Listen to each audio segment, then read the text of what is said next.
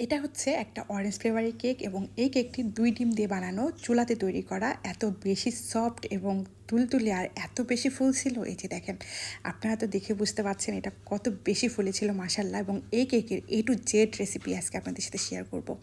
এই orange flavour কেকের জন্য প্রথমে আমি 2টা ডিম এখানে ভেঙে নিচ্ছি। ডিম 2টা নর্মাল টেম্পারেচারে ছিল, মানে ফ্রিজে ছিল, আমি আধা ঘন্টা আগে বের করে নিয়েছি। কুসুম 2টা আলাদা করে নিচ্ছি। আর এবার ডিমের সাদা অংশ কিছুক্ষণ বিট করে নিব। একটু ফমি হয়ে এলে এখানে আমি হাফ কাপ চিনি অ্যাড করব। আর এই চিনিটা আপনারা যতখানি পছন্দ করবেন ততখানি দিবেন। এখানে 1/3 কাপ দিলেও হবে বা একটু বেশি কম, এটা আপনারা আপনাদের চয়েস মতো দিয়ে দিবেন। তারপর আমি আরও কিছুক্ষণ বিট করে নিচ্ছি। ততক্ষণ পর্যন্ত বিট করব যতক্ষণ এই মিক্সচারটা একটু ঘন হয়ে আসে, মানে এটা একদম ঠিক হয়ে যাবে। এই সময় আমি বিটারটা অফ করে দিব। এই যে এরকম ঠিক হয়ে গেলে বিটারটা অফ করে দিতে হবে এবং এর মধ্যে লিকুইড সব উপকরণ মিশিয়ে দিব। 2টা ডিমের জন্য এখানে আমি 2 টেবিল চামচ তেল অ্যাড করছি, রান্নার করা সয়াবিন তেল এটা।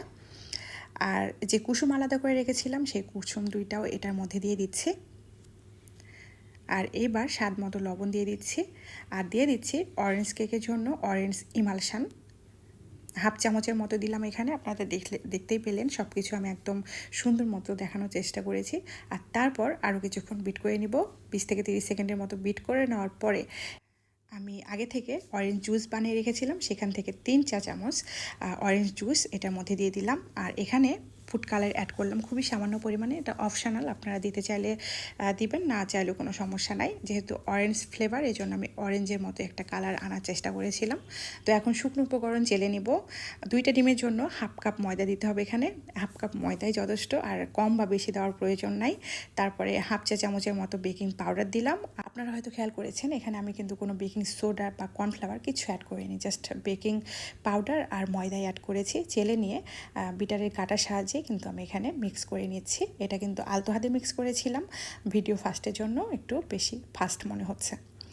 তারপরে আমি অরেঞ্জ থেকে একটু খোসাটা এভাবে একটু কুচি কুচি করে নিয়েছিলাম গ্রেটারের সাহায্যে, সেটা আমি মিক্স করে দিলাম একটু ফ্লেভারের জন্য, জাস্ট একদম শেষ পর্যায়ে এসে মিক্স করেছি। আর স্প্যাচুলা দিয়ে একটু ভালো মতো মিক্স করে নিচ্ছি। আর ব্যাটারের ঘনত্ব কেমন থাকবে এটা তো দেখে বুঝতে পেরেছেন হয়তোবা। আর এবার আমি আগে থেকে একটা মোল্ডে কাগজ বিছিয়ে নিয়েছিলাম তেল ব্রাশ করে, আর সমস্ত ব্যাটার এটার মধ্যে ঢেলে দিলাম, কয়েকটা ট্যাপ করে নিলাম এবং আগে থেকে একটা চুলায় ননস্টিক পাত্র আমি গরম করে রেখেছি, একদম হাই আঁচে 5 মিনিট গরম করে নিয়েছিলাম। আর এখন চুলার আঁচ একদম লো করে দিয়ে মোলটা বসিয়ে দিলাম ঢাকনা দিয়ে, ঢাকনার ছিদ্রটা এভাবে বন্ধ করে দিয়েছি। 30 মিনিট পর এই যে দেখেন আমার কেকটা কতখানি ফুলেছে মাশাআল্লাহ, একদম মোল্ড ভর্তি হয়ে গিয়েছে। আর যতখানি ফুলেছিল ততখানি কি আছে, আর কাঠিটি ক্লিন এসেছে, তার মানে আমার কেক বেক হয়ে গিয়েছে। আর এটা ঠান্ডা হওয়ার পরেও ততখানি কি ছিল যতখানি এটা ফুলেছিল। এই যে দেখেন আমার কেকটা পুরোপুরি ঠান্ডা হয়ে গিয়েছে। এখন আমি মোল্ড আউট করে আপনাদেরকে দেখাবো। এটা মাশাআল্লাহ এত বেশি লোভনীয় দেখতে, আর এত তুলতুলে নরম, তুলার মতো আর সফট, আর একদমই কিন্তু চুপসে যায়নি মাশাআল্লাহ। আর এখানে কিন্তু কোনো বেকিং সোডাও ব্যবহার করা হয়নি। অনেকে বলে অরেঞ্জ কেক বা লেমন কেকে বেকিং সোডা দিতে হয়, না হলে চুপসে যায়, কিন্তু এখানে দেখেন আমি কোনো রকম বেকিং সোডাও ব্যবহার করিনি।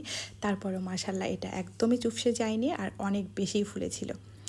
আর এটা কিন্তু আমি 4টা স্লাইস করেছিলাম মাশাআল্লাহ। 3টা স্লাইসে কিন্তু 1 পাউন্ড কেক হয়ে যায়, আমার কিন্তু একটা স্লাইস বেশি গিয়েছিল। আর আশা করব আজকের এই রেসিপি আপনাদের কাছে অনেক বেশি ভালো লেগেছে। আর একদম A to Z ফলো করলে আপনারাও কিন্তু এই নরম তুলতুলে মজাদার অরেঞ্জ কেক বাসাতেই তৈরি করতে পারবেন। আজকের এই রেসিপি ভিডিও যদি আপনাদের কাছে ভালো লাগে তাহলে প্লিজ ভিডিওতে একটা লাইক দিয়ে কমেন্ট করে রাখতে ভুলবেন না, এবং বেশি বেশি করে শেয়ার করে দেবেন আপনার ফ্রেন্ডস এবং ফ্যামিলির সাথে।